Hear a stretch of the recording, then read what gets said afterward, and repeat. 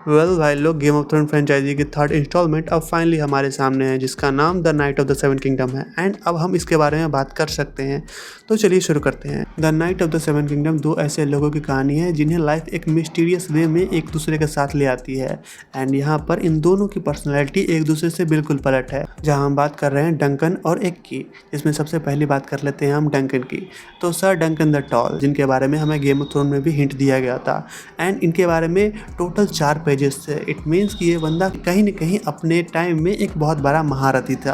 तो सबसे पहले हम बात कर लेते हैं इस बंदे के बैकग्राउंड की। तो ये बंदा एक ऑर्फन था जिसे एक नाइट अडॉप्ट करता है, रेस करता है, ट्रेन करता है, but at the end of the day उसकी डेथ हो जाती है। एंड जिसके ब्यूरल के बाद हमारा डंकन फिर से ऑर्फन बन जाता है, जो कि अब एटलीस्ट एडल्ट है तो वो सर्वाइव कर सकता है। बट अब उसके पास कोई काम होना चाहिए खुद के सर्वाइवल के लिए।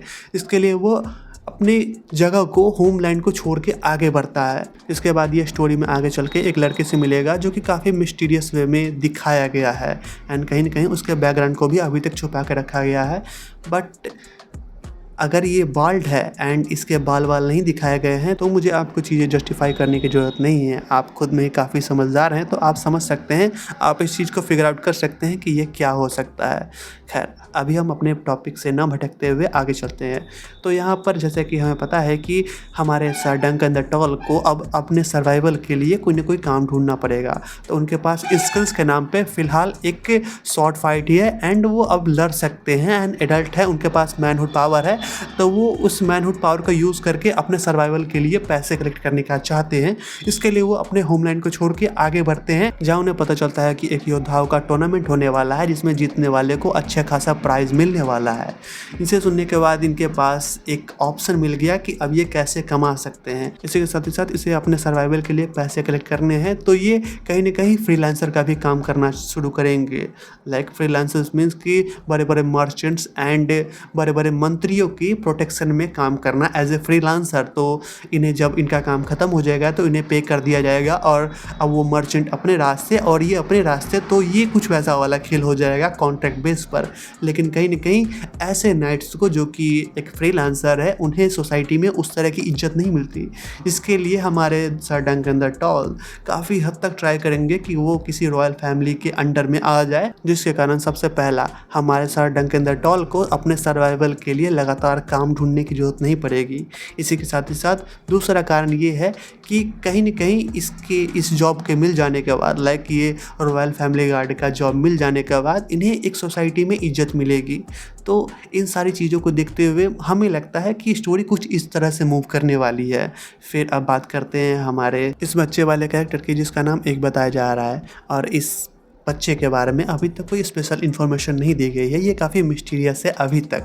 एंड अभी तक इसके बाल उड़े हुए हैं, तो तुम समझ सकते हो कि ये क्या हो सकता है। खैर, चीज़ों को अभी ज़्यादा कॉम्प्लेक्स ना बनाते हुए स्टोरी में आगे बढ़ते हैं। तो यहाँ पर हमें इन दोनों की स्टोरी देखने तो मिलेगी, लेकिन इसी के साथ ही साथ हमें पता चलता है कि हमारा जो ये एग वाला कैरेक्टर है, ये बच्चा, ये माइंड का काफ़ी शार्प है। इसी के साथ ही साथ इसे पॉलिटिक्स आती है एंड भी बहुत कुछ। तो ये अपने सोसाइटी के बारे में काफ़ी अच्छे से जानता है, क्योंकि ये बच्चा है और ये अभी तक सर्वाइव कर चुका है, खासकर गेम ऑफ थ्रोन के इस फ्रेंचाइजी वाले सीरीज़ में। तो तुम समझ सकते हो कि इस बंदे के पास कुछ न कुछ स्पेशल स्किल होंगे, नहीं तो अभी तक ये किसी न किसी मर्चेंट के हाथ में लग चुका होता और किसी चाइल्ड ट्रैफिकर या फिर बच्चे तस्करी वाले धंधे में जा चुका होता, लाइक कि हमने गेम ऑफ थ्रोन में देखा है। इसके साथ ही साथ हाउस ऑफ ड्रैगन में भी देखा है। एंड इसी के ठीक अपोजिट हमारा सर डंकन द टॉल एक नंबर के डम है। उन्हें मानसिक रूप से वैसा सोसाइटी में घुलने मिलने की उन्हें कभी मौका ही नहीं मिला, तो वो उस तरह से अपने आप को ढालने में उन्हें वक्त लगेगा।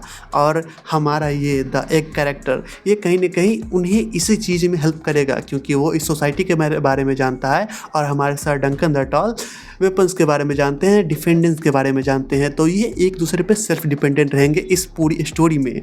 इसी के साथ ही साथ हमें इसमें जो स्पेशल दिखाया जाएगा वो है कि हमारा ये एग वाला कैरेक्टर, ये कहीं ना कहीं हमारे सर डंकन द टॉल का शागिर्द बनना चाहेगा। एंड जैसा कि मैंने मैंने कहा कि सर डंकन द टॉल अपने नाइट ग्रैंडपा के साथ हमेशा आइसोलेटेड ही रहे हैं। वो कभी मेन मार्केट में यानी कि सोसाइटी में रहे ही नहीं है। वो एक तरह से आइसोलेटेड रहे हैं हमेशा से ही। वो अपना खाना पीना खुद से उपजाते थे, उधर ही खाते थे और उधर ही रह जाते थे। एंड इसी बीच उनके ग्रैंडपा की डेथ हो गई तो उन्हें बाहर में आना पड़ा। तो अब उन्हें अचानक से बहुत सारी चीज़ें सीखनी है एंड इन्हीं सारी चीज़ों को सीखने में हमारा एग वाला कैरेक्टर इस सर डंकन द टॉल की हेल्प करेगा। यहाँ तक तो हो गई इन दोनों की स्टोरी। अब बात करते हैं कि इस पूरी स्टोरी में like the knight of the seven kingdom में हमें सिर्फ इन दोनों के अलावा और क्या देखने को मिलेगा। तो हमें देखने को मिलेंगे टारगेरियन, जो कि फ़िलहाल अभी भी गद्दी पर बने हुए हैं। चाहे वो कितने ही कमज़ोर क्यों ना हो, वो अभी भी गद्दी पर बने हुए हैं। इसी के साथ ही साथ हमें बराथियन दिखाए गए हैं, जो कि कहीं ना कहीं रॉबर्ट बराथियन के ग्रेट ग्रैंडफादर होंगे। इसी के साथ ही साथ तुम आगे बढ़ोगे तो तुम्हें शायद लैनिस्टर देखने को मिलेंगे और भी बहुत सारे राजघराने देखने को मिल जाएंगे the knight of the seven kingdom में, जो कि एग्जिस्ट करते थे हाउस ऑफ द ड्रैगन में and as well as game of throne में भी। एंड शायद से इस सीरीज में हमें काफ़ी हद तक ये एक्सप्लेन करके बताया जाए कि आगे चलकर जो रॉबर्ट रेबिलियन होगा, जिसमें नेड स्टार्क रॉबर्ट बराथियन की हेल्प करेगा, वो क्यों करेगा एंड ये सारी चीज़ें एक्चुअल में घटी कैसे। तो पूरी सीरीज में हमें स्टोरी काफ़ी ग्राउंडेड देखने को मिलेगी।